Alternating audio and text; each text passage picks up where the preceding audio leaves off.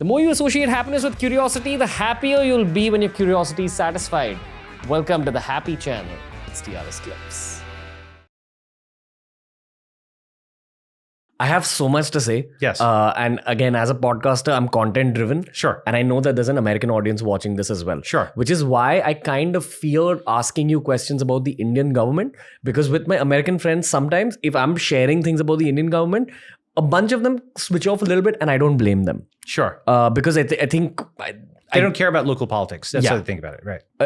I mean, they care a lot about what's happening in America. Right. But the impression I get is they're not too bothered about what's happening in the world until after COVID-19. Yes. I feel things have changed. I've not been to America since 2018 or 19. Right. So I think that they're a little more interested in what's happening in the world right now, especially considering where the geopolitical world is at. In India, the geopolitical narratives are that China is trying to do a lot of... I mean, I'm really condensing thoughts here, but China's trying to do a lot of naughty shit in the world. Yeah, I mean, my view. So basically, this is complicated, right? The thing is that the U.S. was so powerful in 1991 that an entire generation, after it won the Cold War, right, that an entire generation of people has grown up thinking that being totally world dominant is their birthright, right? And because of this, until about 2015, nobody really, gave any credit to the rest of the world. They didn't think anybody, this is in the US, they just, I mean, unless you were bombing it or as a terrorist or something like that, right? Blowing it up. The rest of the world, okay, that's fine over there. And the rest of the world was basically, okay, maybe you're immigrating from there. Now you're an American and, okay, you came from India, you came to our colleges, great, and maybe you can level up here, right? But for the most part, it just wasn't a topic of active concern for the average person. It still isn't really for the average person. I'll come back to that. Obviously, the U.S. foreign policy elite would move back and forth and would care about these countries in a certain way, and they wanted to make sure they were all under like the U.S. control and umbrella. But for the most part, the U.S. just felt it was secure as kind of the global hegemon, right? That started to change around 2015, where essentially what Trump perceived was that something that people had talked about for a while, which is that China was a real threat to blue collar workers, right? From the US perspective, it's a very simplified way of talking about it. It was taking all these jobs. That's how they think about it. They're taking all their jobs. And so he, in 2015, do you remember those clips where he would say, China, China, China, China, right? That was mocked at the time for his emphasis on China. Why? Because still among elite American sentiment, they're like, why are you getting mad at that? They're just making plastic stuff at Walmart. They're not a big deal. What are you racist? You're a dummy. Why are you making such a big deal out of this, right? That was still the mentality in 2015, 2016, that this is stupid, xenophobic, protectionist, blah, blah, blah. Now, what happened even 3 years later, by the way, even in 2019, Obama put out a documentary called American Factory, where he advocates for like US-China cooperation and so on and so forth. Then after COVID in 2020, the US flailed to such an extent. See, that was the first disaster that I can remember in my lifetime. Maybe, when there's a hurricane in like Haiti or something like that, you'll see video of brawny Marines going and helping people out of ditches and so on. And the US was always assumed to have the state capacity to not just take care of itself, but take care of everybody else. Even if it would blow up some people and it would help some people, it would have the state capacity to do that. It's very organized and so on, right?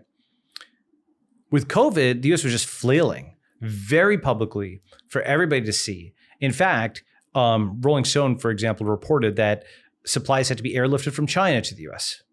Because, of course, all the physical stuff is made in China, right? And so there was a huge blow to the, it's not articulate as such, but to the sense of America's standing in the world, right? And after 2020, China in particular no longer respected the USA, because they thought they had nailed COVID. Now, of course, they had messed up in their own way, with like infinite lockdown and so forth. But they thought that they had a better model for society. And this is really fundamentally what broke, in my view, after 2020, is that China had been kind of looking up to the US and thinking of it as like a society that there's a good chunk of people within China, even if not at the CCP leadership level, but many of their daughters and sons who had gone and been educated there, that kind of looked up to the US still, right? Thought of it as a better society in some ways. That was totally shattered after 2020. And the fact that China no longer looked up to the US and is now like kind of, making its own way. Champ and number one contender. Well, yeah, right. So here's the thing. At that point, now it wasn't just the blue checks. It wasn't just the blue collars that were threatened by China. It was the blue checks.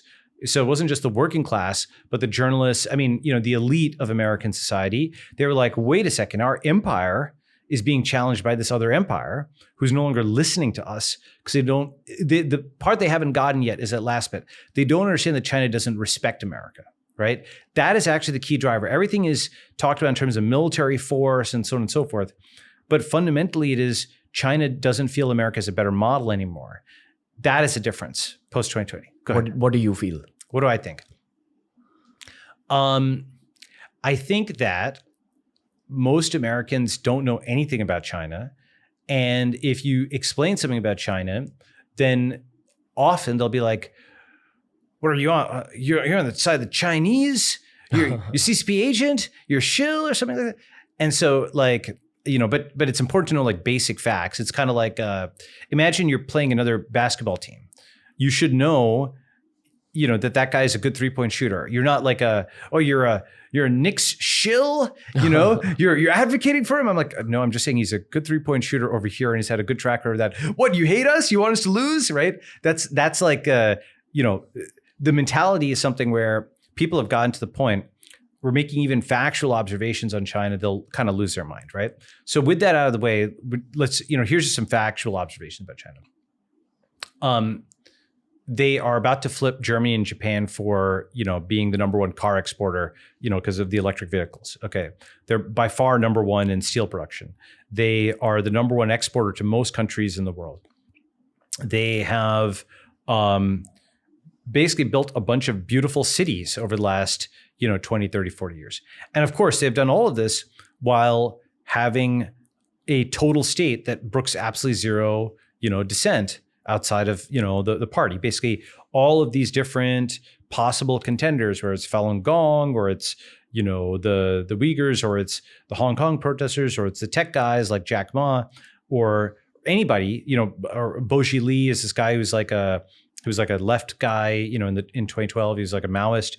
All of these different, things, and they're from different parts on the political compass. Some are libertarian, some are left. None of that matters. Only the CCP, right? So all political dissent at a certain level is crushed. That's true. The thing is that their machine has been building most of the physical goods of the world. You have to acknowledge that is true because it also impacts their relative military strength. For example, the U.S. Secretary of the Navy just admitted, you can probably play that clip, okay, that one Chinese shipyard has more shipbuilding capacity than all U.S. shipyards combined. Do you know that? No. Okay. That, the U.S. Navy has a slide showing that China has 200x the shipbuilding capacity of the USA. Of course, they've also got 200x the capacity of building almost everything else, right? So it's the peacetime manufacturing that translates into the wartime. The problem is many Americans are so invested in this image of themselves as Top Gun and so on and so forth that, totally invincible military. There's 1,000 movies that have said this. This is their self-image, that they just don't understand the level of strength that China has built, right? They kind of understand on the manufacturing side, but somehow there's it's hard for them to say, oh, and actually also all the guns too, right? Because that now is like, whoa, okay, the full logical implication that is a very big deal. However, you have defense manufacturers like Raytheon, American defense manufacturers, saying publicly they can't decouple from China, okay? So the American defense ecosystem is saying publicly that it's made in China, right? So, so in a sense, there's a lot to criticize about the Chinese model, but has it built an immense amount of power for modern China? It has built an immense amount of power for modern China. That is absolutely true. So if you enjoyed this video, make sure you check out this playlist for more videos just like this. It's the Artist Clips.